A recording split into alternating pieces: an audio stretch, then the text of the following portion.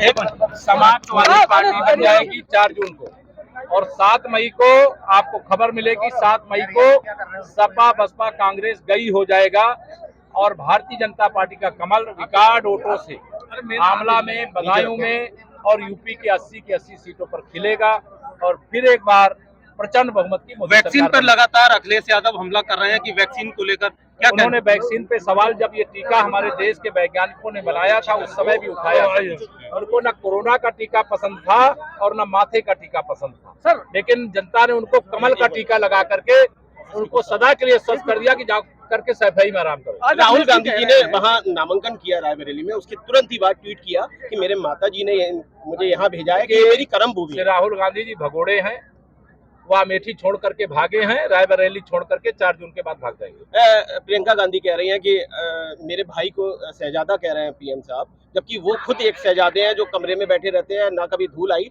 और जबकि मेरा राहुल गांधी जी को, श्रीमती प्रियंका वाड्रा जी को, इनको गरीबी का दर्द ही नहीं मालूम है। अगर गरीबी का दर्द और गरीबों का दर्द मालूम होता तो ये 60 साल सत्ता में रहने के बाद सत्ता से बाहर नहीं होते और मोदी जी देश के प्रधानमंत्री नहीं बनते।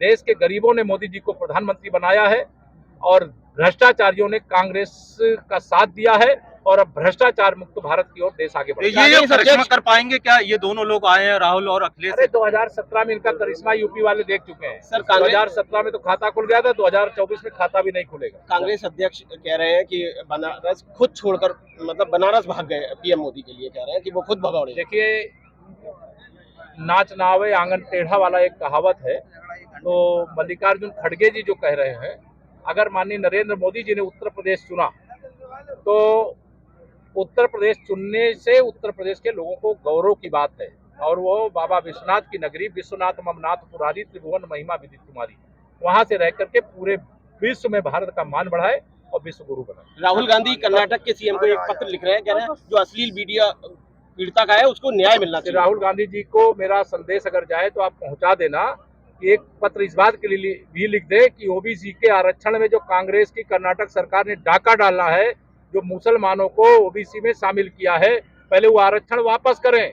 जिन्होंने उस पर डाका डाला उनके खिलाफ मुकदमा लिख करके उनको जेल भेजे। और श्री राहुल गांधी जी अब गुमराह नहीं कर सकते। राहुल गांधी जी का और अखिलेश यादव जी का राजनीतिक भविष्य इस समय अंधकार में है, कोई उनका भविष्य नहीं बना।